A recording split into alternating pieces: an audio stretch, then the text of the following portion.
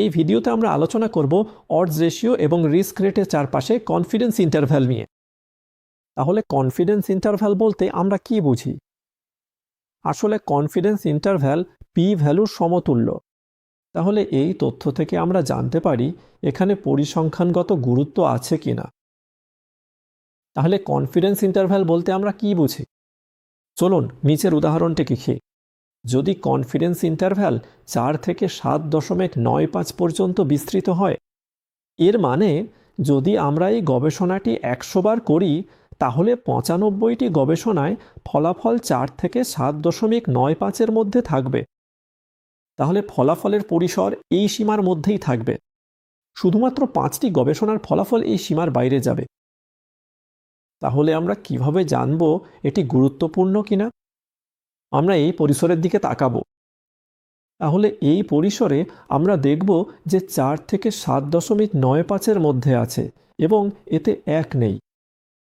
তাহলে যদি কনফিডেন্স ইন্টারভ্যালে 1 না থাকে এর মানে এটি পরিসংখ্যানগতভাবে গুরুত্বপূর্ণ। কেন?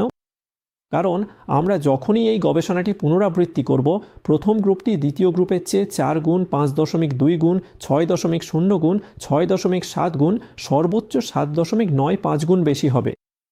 তাহলে প্রতিবারই প্রথম গ্রুপটি দ্বিতীয় গ্রুপের চেয়ে বেশি থাকবে।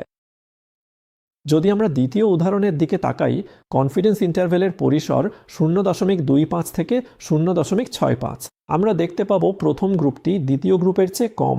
তাহলে আমরা যখনই এই গবেষণাটি পুনরাবৃত্তি করব, প্রথম গ্রুপটি দ্বিতীয় গ্রুপের চেয়ে কম থাকবে 0.25, 2.7, 3.8 ইত্যাদি দ্বারা।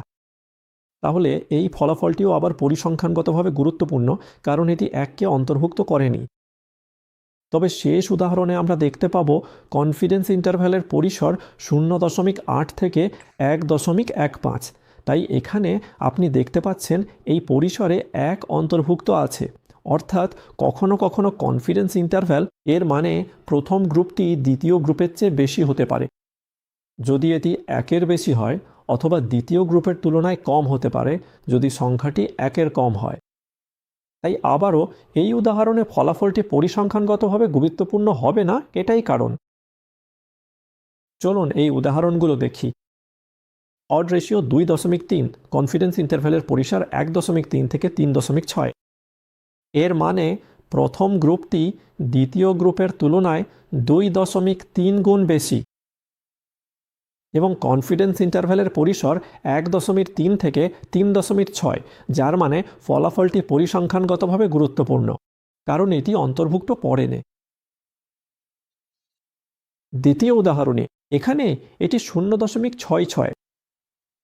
কনফিডেন্স ইন্টারভ্যালের পরিসর 0.23 থেকে 0.88।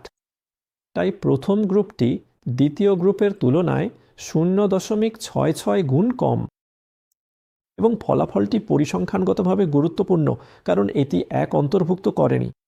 তাই আমরা যখনই এই গবেষণাটি পুনরাবৃত্তি করব, প্রথম গ্রুপটি কমই থাকবে দ্বিতীয় গ্রুপের তুলনায়, কারণ পরিসরটি 0.23 থেকে 0.88-এর মধ্যে থাকবে। তবে শেষ উদাহরণে কনফিডেন্স অডস রেশিও 1.5, প্রথম গ্রুপটি দ্বিতীয় গ্রুপের তুলনায় 1.5 গুণ বেশি। তবে ফলাফলটি পরিসংখ্যানগতভাবে গুরুত্বপূর্ণ নয়, কারণ এখানে আপনি দেখতে পাচ্ছেন কনফিডেন্স ইন্টারভ্যাল 1 অন্তর্ভুক্ত করেছে। তাই কখনো কখনো প্রথম গ্রুপটি বেশি হবে, কখনো প্রথম গ্রুপটি কম হবে। তাই ফলাফলটি পরিসংখ্যানগতভাবে গুরুত্বপূর্ণ নয়। একই বিষয়ে যদি আপনি রিলেটিভ রিস্কের চারপাশে কনফিডেন্স ইন্টারভ্যালের ধারণা প্রয়োগ করেন, তাহলে এর অর্থ একই। অডস রেশিওর সাথে তুলনা করলে আগের উদাহরণটি অডস রেশিও পর্যন্তই সীমাবদ্ধ। এখানে আপনি দেখতে পাচ্ছেন এটি রিলেটিভ রিস্কে প্রয়োগ করা হয়েছে এবং এর ব্যাখ্যাও একই। যেমন রিলেটিভ রিস্ক 1.9, এর মানে প্রথম গ্রুপটি দ্বিতীয় গ্রুপের তুলনায় 90% বেশি।